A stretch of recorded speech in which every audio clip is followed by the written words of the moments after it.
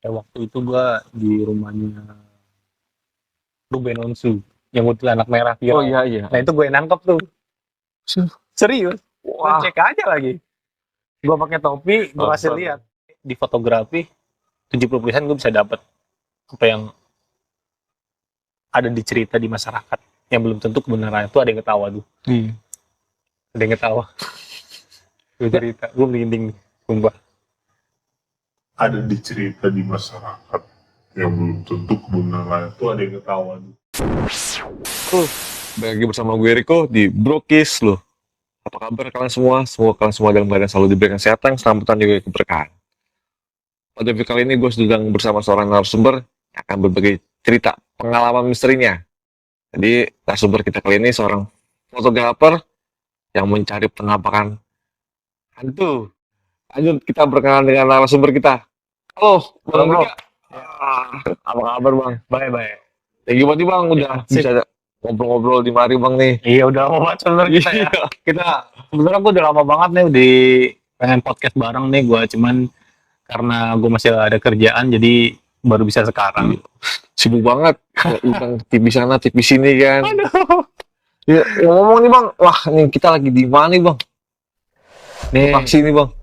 kalau kalian lihat lokasinya kita ada di tempat terbengkalai. Iya. Nah, yang beda dari tempat terbengkalai ini adalah kita berada di rumah di tengah kuburan yang pernah gue dengar itu sekitar 8.000 hektar dari semua eh, kalangan agama di sini. Terutama COVID ada juga yang khusus COVID yang dulu di sebelah sana itu gue pernah kesini yang masih zamannya COVID itu ada di sebelah sana itu tempat penguburan COVID juga. Coba lu bikinin footage buat Brother Brokis tentang kita menuju jalan ini untuk sampai ke rumah ini. Iya. Gimana perasaan lu? Wah, mantep. Rekomendasi dari Bang Dika nih sadis pokoknya dah. Iya, Gua gak nyangka kan. biasa gue lihat-lihat konten lu biasanya cuman di tempat-tempat ya biasa aja Iya, ya kan. di rumah. Makanya lu mau podcast gua, lu harus ke tempat angker. Iya. Sadis pokoknya. Ini jam 1 ya? Satu. Udah jam 1 lah. Udah Brokis, kita lanjut di sesi kawan nolong.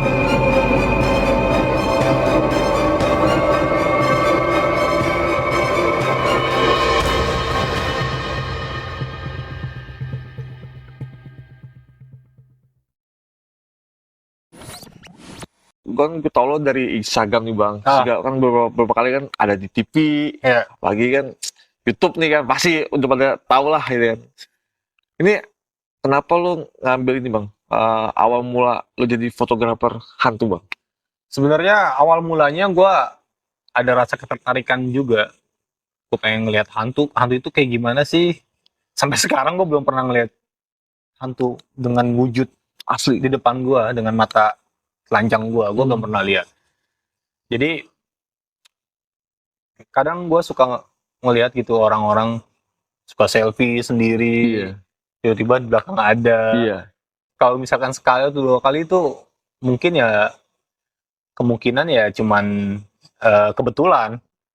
Tapi kok banyak gitu orang yang bisa eh, dapetin secara nggak sadar mereka dapetin suatu sosok penampakan. Nah dari situ gue pelajarin karena basic gue juga suka fotografi kan. Jadi di situ gue pelajarin tentang gimana sih caranya hantu itu bisa tertangkap oleh kamera. Terus gue pelajarin dan akhirnya gue dapet teknik dan metodenya. Dan itu nggak ada sama sekali klinik maupun gue pakai jampe-jampe kamera gue nggak. Tapi bener-bener gue menggunakan teknik yang dari 2010 sampai sekarang ini masih gue pakai, dan itu 70% kalau teknik itu gue gunakan gue bisa dapat sosok penampakan dari makhluk gaib. Berarti lu mulai foto itu dari 2010 Bang? 2010 gue baru. Wow. Pertama kali gue uji nyali ngetes mental gue adalah gue ngelakuin jalan itu dulu di UI. UI itu kan dulu 2010-2013 itu masih hutan. Iya, taman itu ya? Taman. Dekat danau. Itu udah gue gue ngetes nyali di situ, gue foto-foto di situ, dan gue masih belum bisa paten dapat gimana sih caranya dapat. Kadang gue nggak dapat apa-apa gitu. Oh. Ternyata setelah gue pelajarin, gue sharing sama teman-teman gue dengan fotografer juga, ternyata hantu itu bisa tertangkap kamera kita sengaja dan ada tekniknya. Berarti bukan yang kan kalau yang settingan pro itu kan ada shutter ISO-nya segala macam itu. Itu ngaruh juga, Bang. Ngaruh banget. Makanya gue kalau ke tempat angker nyari sosok penampakan itu gue pakai 3 kamera, yang dimana kamera itu sudah gue setting untuk momen dimana ketika ada suatu sosok atau suatu penampakan di situ gue harus menggunakan kamera yang mana. Jadi sebenarnya fotografi hantu itu tekniknya dan secara beberapa teknik itu seperti human interest. Jadi sesuatu objek yang nggak bisa diulang. Ya kalau misalkan objeknya kelewat ya udah, kita nggak dapat momen. Iya.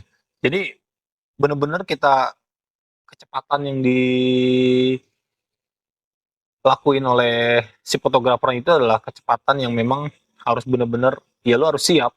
Kalau enggak lu ketinggalan momen dan itu hilang udah. Iya. Percuma lu ke tempat angker dari jam 12 sampai jam 3 maupun jam 4 ya lu nggak akan dapet apa-apa. Makanya gue menggunakan 3 kamera sekaligus.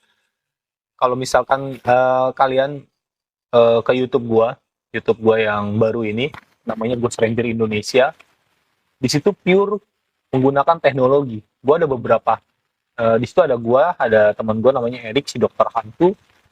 Gue emang bener-bener menggunakan teknologi untuk mencari keberadaan makhluk gaib. Jadi di Indonesia gue paling komplit alatnya untuk mencari keberadaan dari makhluk gaib, dari SLS, ghost map sensor,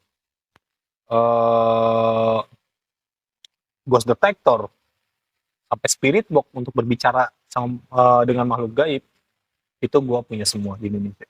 Dan mungkin pertama yang menggunakan teknologi di Indonesia mungkin cuma gue sama Erik, si dokter hantu. Jadi pemburu hantu yang menggunakan teknologi pertama di Indonesia mungkin gue sama Erik.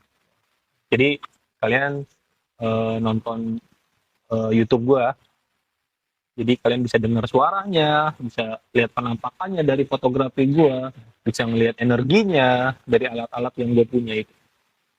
Jadi sedikit-sedikit kalian boleh mampir lah kayak gitu gue. Jadi Cuman gue uploadnya 3 bulan sekali. Makanya penonton gue ada yang stres, ada yang bang gue gak bisa tidur nih kalau gak nonton YouTube, ada kayak gitu. Gue kadang suka kasihan juga. Sebenarnya banyak footage gue, cuman memang yang gue cari adalah penonton gue itu gimana caranya mereka bener-bener dapat hasil dari penelusuran gue itu. Kayak gitu sih. Jadi yang gue pakai adalah teknologi untuk mencari keberadaan makhluk gaib, terutama fotografi hantu yang udah gue cari beberapa teknik yang memang udah sering gue pakai, dan itu 70% gue dapat penampakan. Nanti gue kasih lah beberapa foto penampakan yang jelas, dan mungkin kalau orang yang bisa melihat, ya kebanyakan orang yang bisa melihat atau anak indigo, mereka bisa ngerasain energi. dan itu, Bang, untuk kamera nih, Bang. Itu kamera ada, Bang, yang dari awal lu 2010 itu, Bang? Ada. Atau mudah lu ganti-ganti, milih-milih kamera? Sebenarnya gue udah habis 3. Kamera itu gue udah habis 3. Kadang error, terus kadang pernah berasap nih. Kamera gue berasap waktu gue ke Banyuwangi. Overhead. Gue nggak tahu kenapa, tahu-tahu berasap, terus udah langsung hilang aja gitu, langsung rusak aja gitu, nggak bisa dibenerin. Itu gue mungkin udah 5 kali ganti kamera.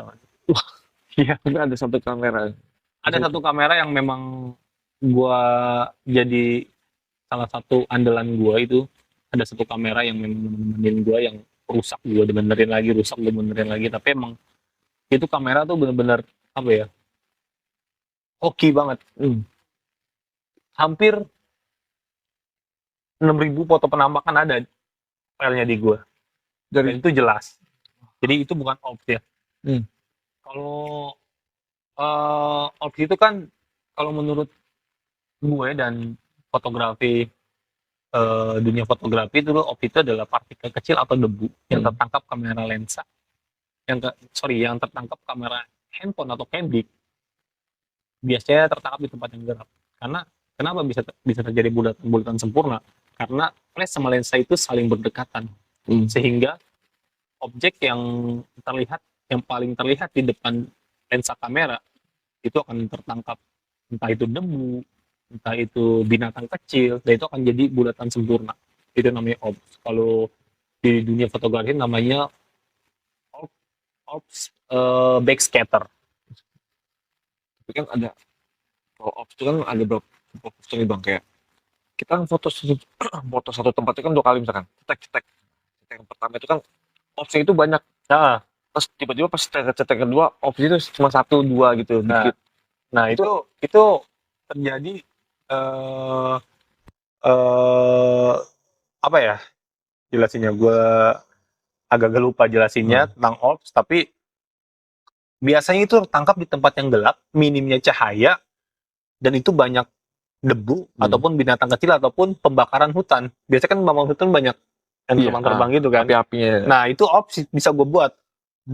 Gue kalau bawa kamera mungkin bisa gue praktekin nih cara bikin ops. Nah itu bisa gue buat. Karena ketika flash sama lensa saling berdekatan, ketika ada objek yang melintas di depan lensa kamera, objek itu yang tertangkap. Dan itu pasti di tempat yang gelap, udah pasti terjadinya ops. Berarti itu bukan kayak, wah kita lagi dikerumunin nih sama makhluk-makhluk di tempat, kan ada yang bilang seperti itu kan. Oh, dari sisi fotografi kayak gitu, karena yang tadi gue bilang ops backscatter itu ya salah satu penjelasan tentang ops, kenapa terjadinya ops itu kayak gitu. Mungkin bisa lihat di Google atau gimana gitu. Dan ini bang, pertama kali kalau nemu penampakan itu sosok apa bang? Ada terlihat bang? Biasa. Jadi hantu itu sebenarnya imajinasi kita. Jadi kenapa gue bisa dapat penampakan? Karena hantu itu terbentuk dari mindset orang yang merasa ketakutan berlebihan. Jadi kalau dalam dunia fotografi atau salah satu teknik yang gue pakai adalah gue memancing orang yang merasa ketakutan berlebihan untuk ikut dengan gue, sehingga jin yang ada di sekitar akan mendeteksi rasa ketakutan tersebut melalui gelombang infrasonik yang bisa menembus benda-benda padat, apalagi orang yang merasa ketakutan otaknya dipengaruhi oleh makhluk gaib itu gampang banget. Efek yang dihasilkan adalah merinding, panas dingin, sama pengap. Sebenarnya itu adalah gejala yang dimana seseorang itu akan mengalami untuk melihat dari sosok makhluk gaib, karena energinya sudah diambil. Apa yang dipikirkan oleh orang tersebut ketika merasa ketakutan ada kuntilanak, dia akan melihat kuntilanak. Jadi ke visual gitu bang? Iya, akan terjadi. Karena jin itu terbentuk atas mindset orang yang merasa ketakutan berlebihan. Sebenarnya kalau kita yang nggak takut ya, seperti Doraemon, kita mikir Doraemon, ya mungkin dia akan menjadi Doraemon. Gak serius, bener. Sosok anime. Itu akan terjadi. Jadi sebenarnya jin itu tidak mempunyai wujud. Makanya ketika kita berimajinasi kayak, aduh, gua ambil contoh deh, Terowongan Casablanca. Iya. Situ kan katanya ada kuntilanak merah. Iya. Dan lain-lain yang sering menampakkan dan sering makan korban. Sebenarnya itu bukan makan korban. Tapi ketika kita melihat hantu, bagaimana caranya kita mengendalikan emosi kita maupun mengendalikan diri kita. Misalkan gue ini cerita sama lu, jangan lewat Terowongan Casablanca, nanti di atas jam 1 malam nanti lu di situ bakalan keluar sosok kuntilanak. Nah, ketika lu lagi nyetir, tiba-tiba lu keingetan omongan gue nih. Keingetan omong gue nih. Anjrit, gue lewat Terowongan Casablanca, nanti gue ketemu kuntilanak nih, merah nih. Nah, ketika lu lagi nyetir, jin di sekitar akan mendeteksi rasa ketakutan lu. Lama-lama lu akan diambil energi lu sama makhluk gaib untuk menaikkan energinya dia, sehingga jin itu dapat berwujud apa yang lu pikirkan. Dan ketika lu nyetir, tiba-tiba lu udah diambil energi lu sama makhluk gaib. Dia sudah bisa mewujudkan eh, penampakan apa yang lu pikirkan. Dan itu akan terjadi. Manusia ketika melihat hantu, dia tidak akan bisa berpikir jernih. Iya. Lu lagi nyetir, tiba-tiba ngeliat hantu, lu akan belok kemana untuk menghindarinya, tiba-tiba mobil lu terguling, kecelakaan. Nah itu sebenarnya ketika kita melihat hantu, bagaimana cara kita untuk mengendalikan diri kita gitu. Bukannya tempat itu angker bisa makan korban, enggak. Sebenarnya itu orang panik aja. Gara-gara panik, beranting setir, guling-guling, ada lubang atau nyebur ke jurang. Nah itu yang terjadi. Disangka tempat itu angker, padahal enggak. Berarti itu dari mindset diri sendiri. Mindset, benar. Dan pasti pas lo foto ini ada tempat yang serem nih bang. Di salah ada Jawa atau Jakarta tuh bang, tempat yang bener-bener yang betul breeding. Banyak sih gue hampir ke seluruh Indonesia, gue foto-foto kayak gitu, semua tempat serem. Makanya gue harus mencari salah satu narasumber di sini tuh ada hantu apa aja. Nanti apa yang mereka ceritakan, gue akan pikirin tuh. Terus setiap gue masuk sendirian, wah, gue ketemu kuntilanak nih, gue ketemu ini.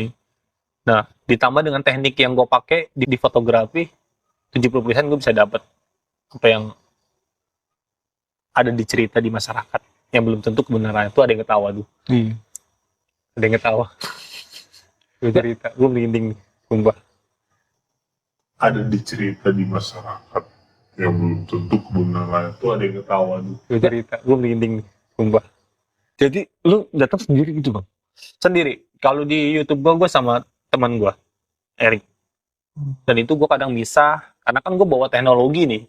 Jadi di YouTube gue itu gue punya 17 device yang gue pakai sesuai dengan kebutuhan gue. Erik pakai spirit box, gue pakai barometer, ghost detector, tank lain. Jadi ya emang harus berdua gitu. Tapi gimana caranya gue dapat suatu cerita tentang suatu tempat yang memang belum tentu kebenaran dan belum terungkap. Mampir-mampir lah di YouTube. Iya. Yang buat blogis nih bisa mampir cuma 3 bulan sekali. 3 bulan juga. sekali. Tapi emang saat lo apa namanya tahu itu ada penampakan yang akan muncul, lu ada tataannya bang?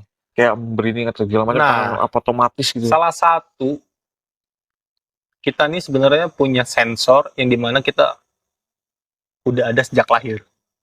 Ini belum tahu nih gitu. Iya.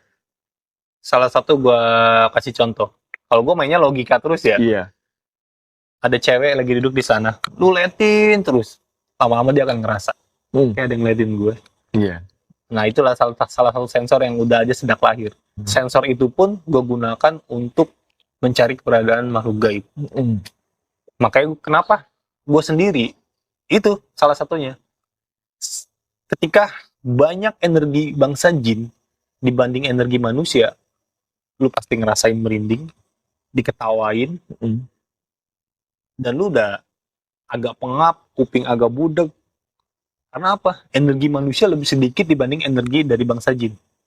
Ketika ada energi manusia lebih banyak dibanding energi bangsa jin, lu nggak akan pernah dapet. Jangan dapat foto, dapat serem aja nggak akan pernah dapet. Karena apa? Lu masih ngerasa ada teman-teman lu. Tapi ketika lu sendiri ke tempat angker, ya coba aja sendiri, rasain sendiri. Apa yang bakal lu rasain? Ya kita aja sekarang berdua kan. Ya agak-agak was-was. Iya. Karena kita nggak tahu kan, apalagi ini rumah di tengah-tengah kuburan. Nanti kita lihat. Ini rekomendasinya rumahnya. Ya, takut ya. Kita podcast berdua sini lumayan serem. Makanya lu kalau podcast gue, kemudian kita langsung ke tempat angker aja lah. Langsung ke lapangan. Dan ini tengah kuburan loh. Tapi sebelumnya pernah kemari bang tempat ini? Gue pernah kemari, gue dapat sosok kepala di atas. Gue dapat sosok. Nanti kalau misalkan gue cari filenya, ada sosok kepala di kamar mandi. Waktu itu gue foto sendiri, gue pakai GoPro di sini, dan itu waktu itu gue sama Kiprana Leu sama Justin Tiffany ya di sini, tapi gue di waktu itu sendiri sih di sini. Dan itu gue dapet sosok kepala di atas. Nanti kalau misalkan file gue cari, gue kirim deh berapa yang ada pernah gue dapet di sini. Dan ini bener-bener gokil tempatnya. Iya. Karena di sana pun di situ ceritanya itu tempat dulu ada orang lagi bawa-bawa kerbau, tiba-tiba kerbaunya itu ketelan tanah. Oh, masuk. Masuk jeblos. Itu ada di situ tuh, di depan kita. Nah sempat gue cari di situ kata ada makam juga, makam cewek Belanda. Pernah gue cari ke situ tapi benar-benar ada sih. Alang-alangnya tuh segini tingginya. Tapi sekarang sih udah nggak panjang-panjang ya. Udah agak rapi bang ya. Ini gue merinding di sini. Gitu bro. Nah tentang fotografi hantu banyak teknik yang gue gunain dan salah satunya itu. Kenapa gue cari hantu itu sendiri ya gitu. Gue memanfaatkan rasa ketakutan gue ketika gue berada di suatu tempat yang memang gue sendiri. Jadi ketika gue merasa takut maupun gue bawa temen gue yang merasa takut, itulah modal awal gue untuk mendapatkan sosok penampakan. Jadi yang tadi gue bilang, hantu itu terbentuk atas mindset orang yang merasa ketakutan berlebihan. Jadi kalau merasa ketakutan berlebihan, lu akan diambil energi lu melalui gelombang infrasonik yang bisa menembus benda-benda padat apalagi otak lu. Gitu. Ketika manusia ada di gelombang theta, alpha, beta, ya di situ tingkatannya. Pas lu sendiri itu kan namanya orang kan namanya jalan sendiri kan otomatis kan namanya ada cerita nih ketempelan atau gangguin lah. Pasti kan capek, besok sakit segala macam. Pernah ngerasain kayak gitu? Dari 2010 sampai sekarang udah berapa tahun tuh gue? 13 tahun. Belum pernah. Bahkan pernah gue makan ada sajen karena gue lapar, gue makan aja. Masih enak kok. Gue makan. Alhamdulillah. Bukannya gue sombong atau kabur ya. Karena menurut gue adalah suatu keyakinan kita, apapun yang kita yakini itu akan terjadi. Iya. Tapi kalau nggak yakin, ya biasa aja. Berarti ini kalau kita udah kayak, wah ini ada setannya atau nanti gue ketempelan, pasti itu jadi ini ya, jadi doa ya, omongan itu pasti terbukti. Gue sempat riset juga tuh, kenapa rumah sakit ada sistem jenguk, kenapa orang ketika kerja hujan-hujanan, terus dia meriang besoknya, sebenarnya itu adalah mindset kita. Gue pernah ngerasain, pernah gue riset dan gue ngerasain, kayak misalkan lu pulang kerja, capek kehujanan, terus lu ganti baju, lu mandi, tiba-tiba anjing besok gua sakit. Nah, itu akan sakit karena lu udah mindset diri lu sendiri untuk besok lu ngerasain meriang. Lu akan meriang. Tapi gitu ya? Iya, tapi ketika lu gua minum air hangat, gua mandi, ya gua tidur aja lah, besok nggak apa-apa, itu nggak akan terjadi sakit. Sama juga sistem jenguk. Kenapa di rumah sakit ada sistem jenguk? Itu juga gue riset. Menurut gue, sistem jenguk itu adalah obatnya 80%. Sisanya 20% itu obat dari rumah sakit tersebut. Ketika lu sakit nih, gue datang. Hey, ayo dong kita podcast lagi. Ayo dong. Lu langsung, gue harus sembuh nih. Datang lagi. Ayo dong kita, biasa nongkrong nih, kita ngopi-ngopi ini. Ayo dong sembuh. Gue harus sembuh lagi nih. Nah, sel-sel ada dalam tubuh lu akan merespon dan itu akan terjadi. Lebih cepat pemulihan. Kenapa saya di jenguk? Yang gue riset sih kayak gitu sih. Ya, sama. Ketika lu datang ke tempat angker lu, aduh kayaknya gue ketempelan. Ya itu cuman perasaan lu aja. Tapi selama ini sih gue selama 13 tahun gue untuk datang-datang ke tempat angker di seluruh Indonesia. Ya alhamdulillah. Karena gue gak pernah bermindset gue bakalan kayak diikutin deh, nggak pernah gue. Dan alhamdulillah ya nggak ada yang ngikut. Kalau kata teman gue si dokter hantu, lu setan-setan kalau ikut sama gue lu harus kerja. Kalau ada teman gue.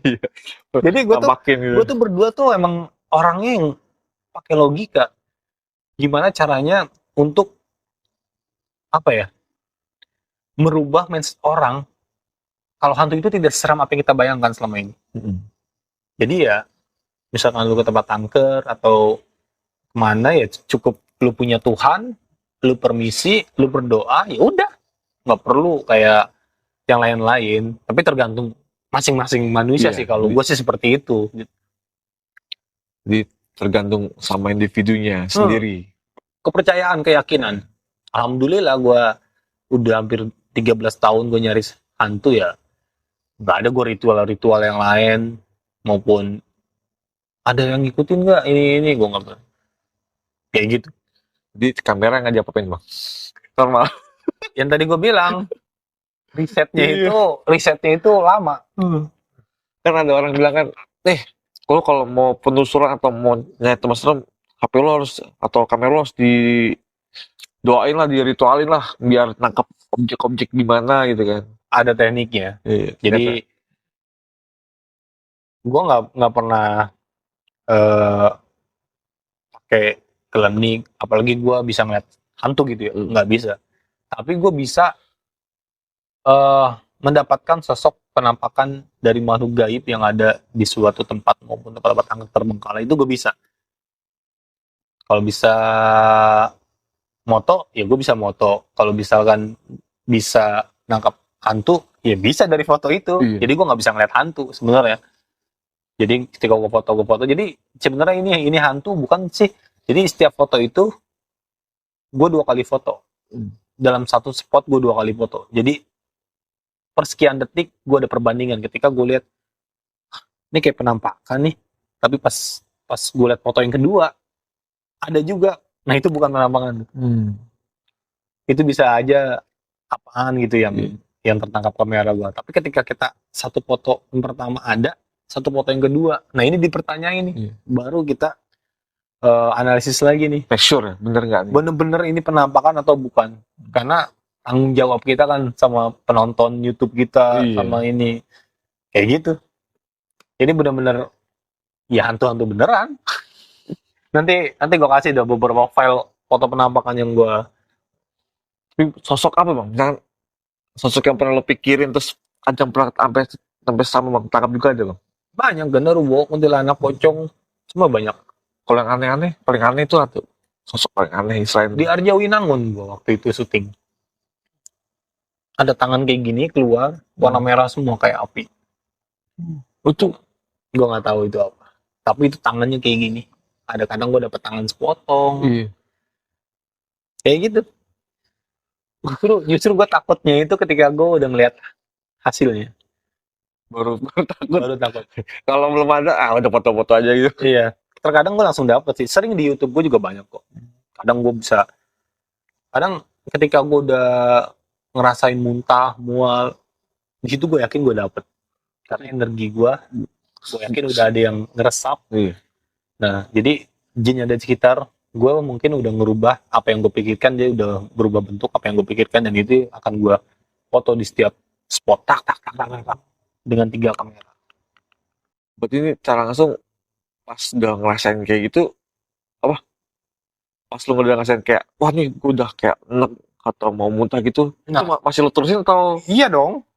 Karena Berarti itu adalah salah satu mungkin kelebihan gue untuk gue merasa kode, wah ketika gue muntah, ini ada salah satu jin yang udah ngambil energi gue, dan mereka udah berwujud apa yang gue pikirkan. Jadi mereka ini udah meresap energi lu bang? Apa yang gue pikirkan mereka udah efek yang dihasilkan kayak gitu. Panas dingin gue udah ngerasain, pengap gue ngerasain, terus mual gue ngerasain, muntah udah gue rasain. Ya udah, berarti ada nih di sekitar gue. Kayak gitu aja. Ada perbedaan nih bang? Kayak misalnya di luar sini dingin, tiba-tiba sini gerah. Ada. Gue punya alat ini. Gue punya alatnya. Wah. Alatnya itu gue beli dari luar semua sih. Dan di Indonesia mungkin gue doang yang ada yang punya. Jadi ketika ada perubahan suhu gue punya barometer. Waktu itu gue di rumahnya Ruben Onsu yang kuntilanak merah viral. Oh iya. Nah itu gue nangkep tuh. Serius. Wah. Cek aja lagi. Gue pakai topi, gue kasih lihat. Jadi itu banyak kru-krunya. Di pojokan ada kuntilanak, ada kuntilanak merah. Gue cek dulu pakai barometer gue. gue foto, tak, keluar tangan. Lu boleh cek di YouTube-nya Don Supamel. Nah itu gue nangkap dulu. Pernah dengar gak lu? Pernah gue. Nah itu gue nangkap. Wah, Gak nyangka ya. Langsung ramai tuh kan. iya. Ramai Nah itu tuh. kuntilanak merahnya gue nangkap tuh. Itu kenanya pakai kamera handphone. Iya. SLR roll.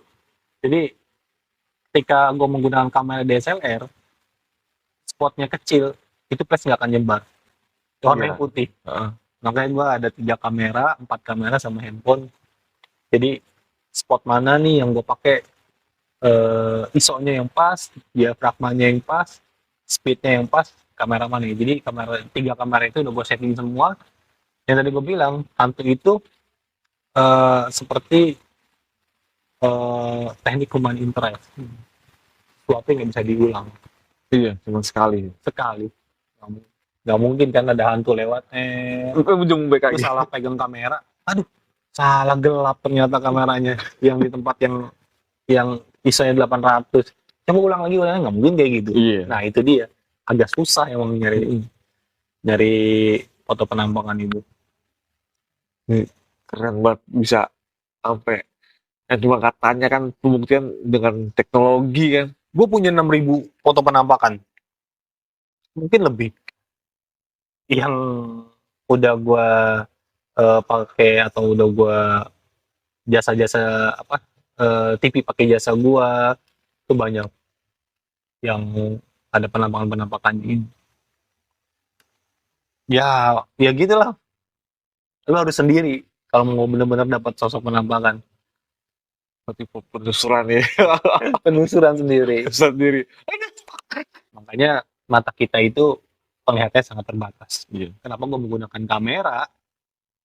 Karena apa? Kamera itu bekerja secara frame per second. Stak, stak, stak. Iya. Sedangkan mata manusia secara konstan. Jin menurut gue adalah gelombang elektromagnetic spektrum yang tingkatannya yang tingkatannya ada di bawah sinar inframerah. Manusia cuma bisa melihat 2 warna merah sama warna ungu. Di atasnya ungu itu namanya sinar ultraviolet. Manusia udah nggak bisa melihat. Contohnya lu ngeliat matahari, tiba-tiba lu masuk ke dalam rumah, kan ada ungu tuh. Iya. Nah itu baru bisa lo lihat.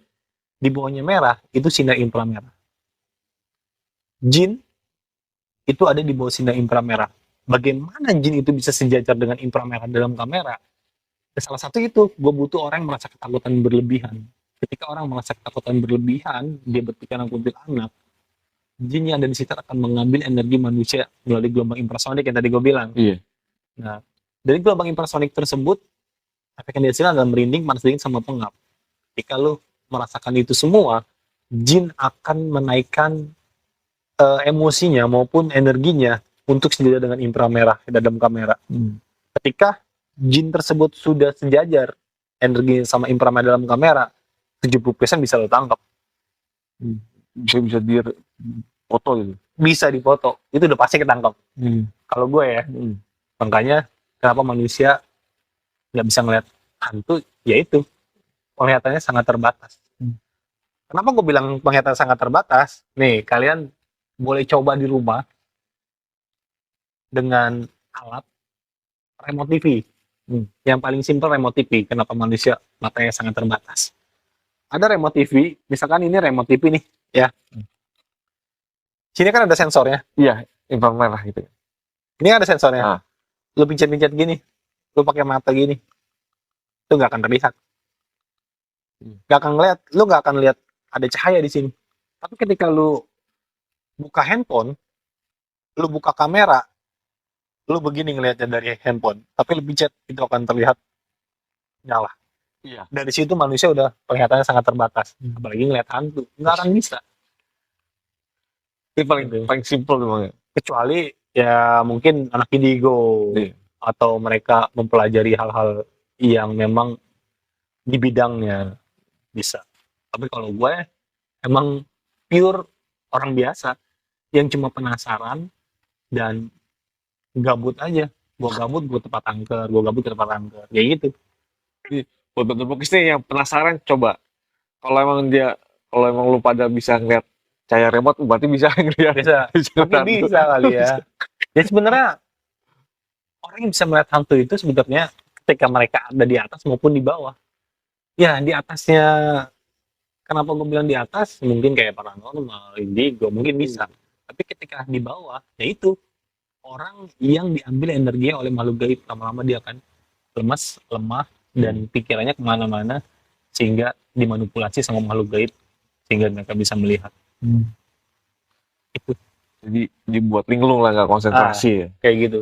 Iya, pokoknya masing-masing ada bagiannya untuk mencari kayak gitu dengan caranya tersendiri. Kalau gua kan menggunakan alat, gua sama dokter hantu menggunakan alat yang memang udah standar ghost investigator internasional yang mereka pakai di luar sana. Di Indonesia gua pakai kayak gitu. Berarti emang alat-alatnya ini emang nggak dari Indonesia bang ya? Dari Nggak ada di Indonesia. Gue punya SLS kamera itu kalau bawa tuh segini nih. Ada komputer juga, bisa pakai tablet. Itu alatnya besar, harus bawa power bank yang bisa ngidupin TV. Iya. Gue ada semua gitu. Tapi sekarang udah bisa sih pakai handphone, tapi harus yang ada lidar sensornya. Ada. Jadi kalau boleh ini bang, setelah kita ngobrol nih, untuk project ke depannya sama dokter itu ada atau sendiri bang? Ada sih beberapa project yang memang baru rencana, tapi ya baru rencana aja sih. Cuman kayaknya gue harus kasih satu video lagi buat penonton gue di YouTube. Karena ini hampir udah 3 bulan. Iya. Mereka nagih-nagih mulu, kapan update video bang, yang tadi gue bilang, saya nggak bisa tidur bang kalau nonton video. Ya biasa lah, mereka ada yang minta ya, cuman kan gue video banyak, cuman gue ngasih yang benar-benar gue dapat hasil gitu. Soalnya kan alat udah lengkap nih. Penonton jangan nungguin nih, kapan nih kan tayangannya gitu. Iya, kasihan sebenarnya gue. Ya Allah Tuhanku, maaf ya Greeners ya. Nanti gue update video lagi. Ya, jadi kita akan menunggu nih project ke depan nih. Makanya nanti kapan-kapan lo ikut lah gue penelusuran. Siap Biar lo bang. tahu sendiri, dengerin sendiri hantu itu bicaranya kayak gimana, energinya seperti apa. Ada beberapa alat yang gue pakai, lo bisa pegang sendiri, atau bisa ngerasain sendiri. Tadi aja suara, suara apa? Mungkin ketangkap deh, Ya, ada mungkin. ketawa. Ini tadi kan. Eh, Tapi kayak suara anjing, tapi gua Mana ada di kuburan 8.000 hektar dan di tengah-tengah rumah ini kita kan dikelilingi kuburan sebenarnya. ini kan selain tempat-tempat stop nih kan misalkan ada suatu kejadian nih bang, Ya. kejadian kayak kejadian pembunuhan, kecelakaan lah, apalagi yang tempat-tempat jalur-jalur sering rawan kecelakaan. Lu pernah ke situ bang?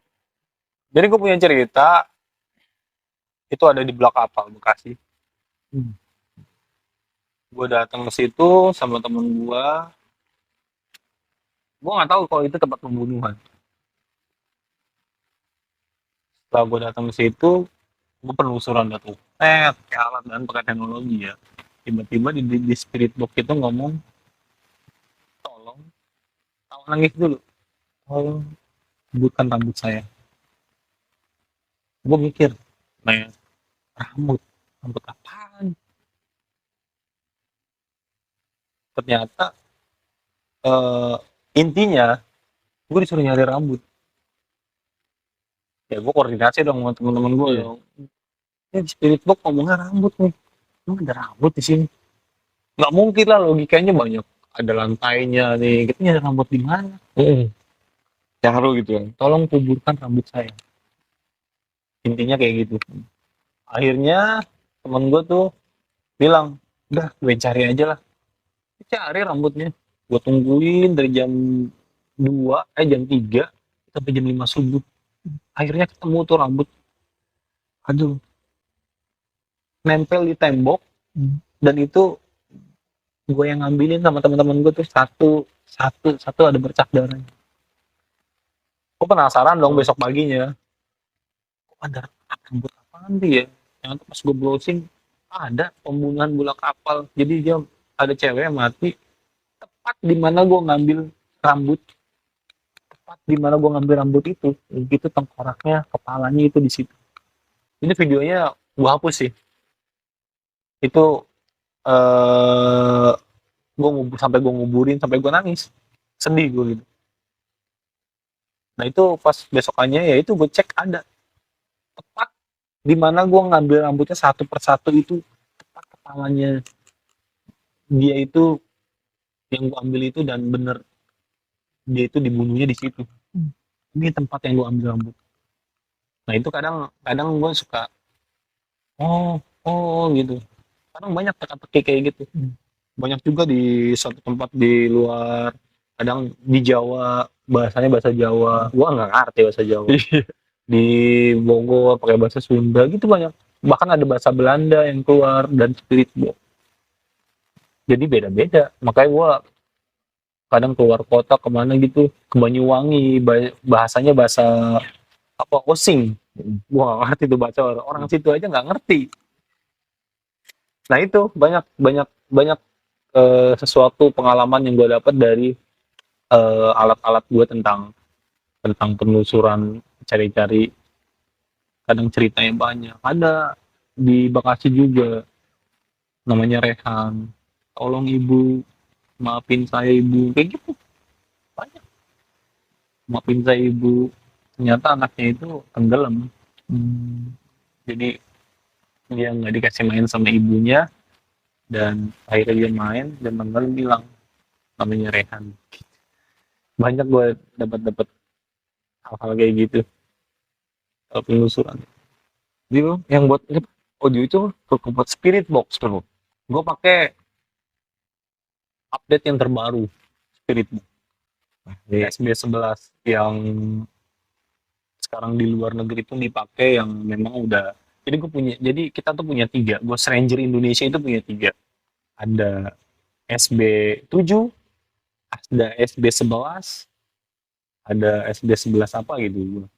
Biasanya sih yang banyak pakai itu di face-nya itu ya temen gue, alat-alatnya yang banyak pakai. Kalau gue paling barometer, di mana nih keberadaan makhluk gaib.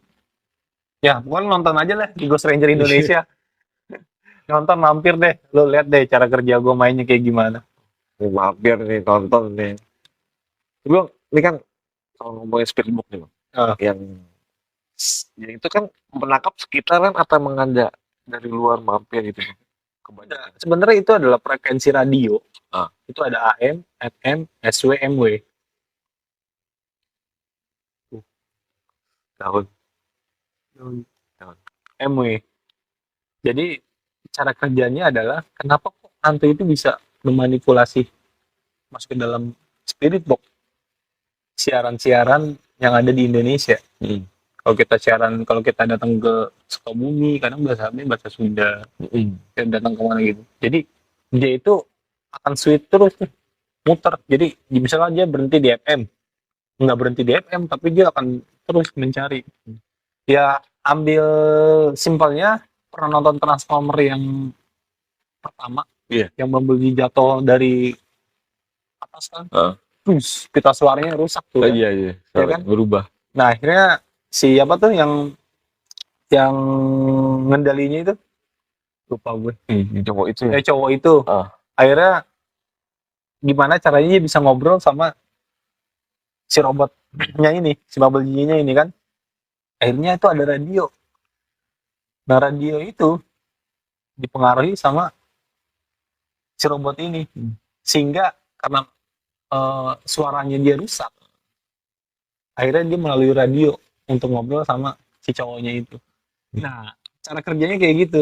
Iya, benar. Memanfaatkan frekuensi radio. Nah itu spirit box kayak gitu. Kalau lu pernah nonton Transformer yang pertama, nah itu kayak gitu. Jadi dia akan siarannya itu akan switch terus, dia mencari sampai ketemu dan dipengaruhi oleh makhluk gaib. Ada yang lebih jauh lagi Bang, misalnya dari yang kalau kita kenalnya dengan alien. Pernah ada loh yang aneh. Gue pakai Indonesia UFO. Baru kemarin gue ke Jogja waktu ini. Nah, gue juga banyak belajar dari mereka semua tentang UFO. Pas banget gue pakai baju UFO. Iya, waktu gue ngeliatin UFO nih kan, apa kita masuk spirit box kan. Nah, ya begitu. Orang-orang UFO tuh mungkin kalau gue dengerin mereka ngobrol, gue masih belum nyampe tempat gue.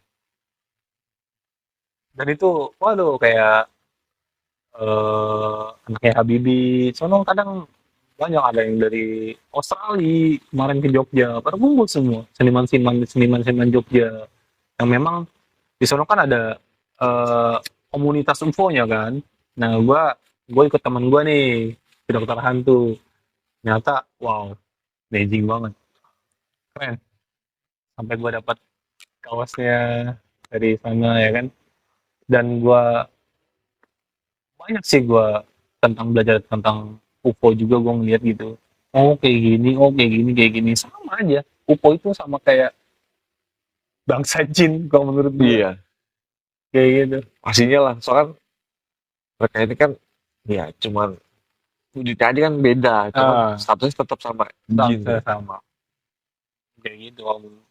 Dan itu ya ada sih kalau menurut gue. Fotografi hantu itu gue yang buat di Indonesia. Lu pernah dengar gak fotografi hantu Indonesia? Pernah. Nah itu Zaman awalnya zaman kasus ya kan, dikasih kan gue hostnya. lah, iya, Ya, kasus gue hostnya. oh, iya pernah dengar di kaskus makanya. Emang di Kaskus, Cuma kalau gue nggak main FB, gue nggak main Facebook soalnya. di Kaskus mah itu hostnya gua. Gimana nih? Nama acaranya terekam.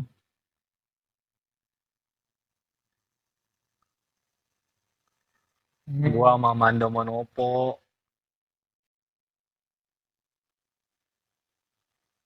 Gua hostnya. Kaskus gua hostnya. Oh, Nah, ini anak-anak gua nih, anak-anak fotografi hantu. Gua mau ngajarin mereka biar jangan gua mulu.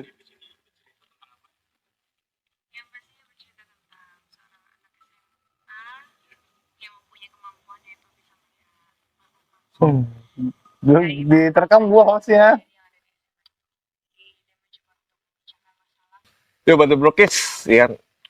Mungkin kita di sesi kali ini kita sudah Ya. cukup untuk berbicara tentang profil dari Bang Dika ini, dan mungkin gua sama Bang Dika akan melakukan penelusuran lokasi di sini nih. Lihat-lihat tempat inilah ya. Iya.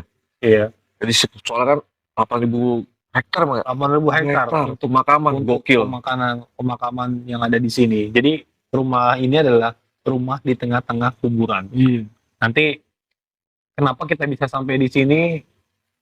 Kita tuh harus ngelewatin jalan-jalan juga. Iya. Jalannya seperti apa? Dan kalian harus tahu juga. Di sini kita cuma berdua doang. Iya. Dan Jam 1:30 pagi loh. dan ini kalau kalian ada di sini pun kalian ngerasain lu ngerasa merinding gak sih di sini? Iya. Merinding kan? Dan kayaknya kita waspada ya. Iya. Dia panik, merinding, wah. Terus juga kan dari namanya dingin ya, Bang. Lu mandi kan tadi gua kok dingin banget ya pas mau kemarin, pas sampai sini ya. Hangat, Bang ya? Iya, hangat. Nggak ada rasa Nggak dingin. ada. Iya. Jadi mungkin ini pengalaman pertama lu ya, Iya. podcast yang biasanya kan lu podcast di tempat yang nyaman, Iya. di kafe atau di mana, di studio yang studio, bisa iya. ngopi ya kan. Iya. Di sini kita cuma bisa ngerokok doang. Udah ini doang. Jadi nanti kalian lihatlah beberapa footage yang bakalan lo ambil ya, Bang. Iya.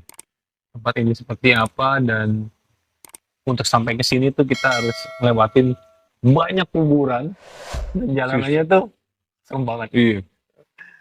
Oke. Yuk, Bang. Thank you banget, Bang. Oke, sip. Udah ajak ngobrol di sini juga ya. Pokoknya, kalau misalkan kita podcast lagi, kalau nggak lu buat penelusuran, kita buat cariin tempat yang paling serem lagi. Siapa? Kalau perlu ada story pembunuhan atau apa, nanti kita kesana. Siap. Oke. Buat Batu Bokis, terima kasih sudah nonton video kali ini, dan juga mampir ke channelnya Bang Dika. Ghost Ranger Indonesia. Akhir kata, gue Riko dan juga Dika. see you.